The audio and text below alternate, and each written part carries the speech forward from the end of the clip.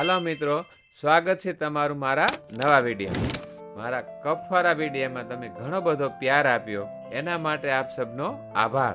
આજનો આપણો ટોપિક છે કે મોઢામાં ચાંદા પડે તો તેમાં શું કરવું અને તેના ઉપાયો. મિત્રો, મોઢામાં ચાંદા થઈ ગયા હોય તો ખાતા પીતા સમયે દુખાવો કેવો ભયાનક લાગે છે. મોઢાના ચાંદા માટે સોલ્યુશન આ વિડીયોમાં છે. તો સમય બગાડ્યા વગર આપણે શરૂ કરીએ. પહેલો ઉપાય છે તુલસીના પાન.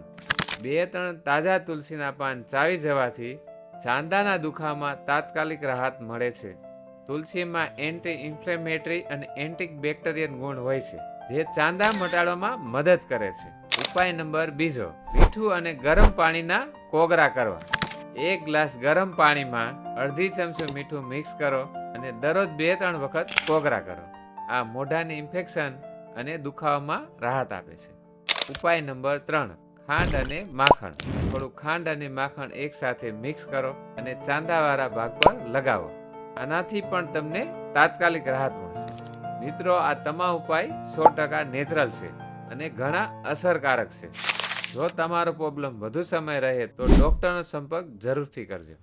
આ વિડીયોમાં તમારો કયો ઉપાય ફેવરિટ છે નીચે કોમેન્ટ બોક્સમાં જણાવજો. જો આ વિડીયો ફાયદાકારક લાગ્યો હોય તો શેર કરો અને અમારી ચેનલ સબસ્ક્રાઇબ કરવાનું ભૂલતા નહીં. Perfect.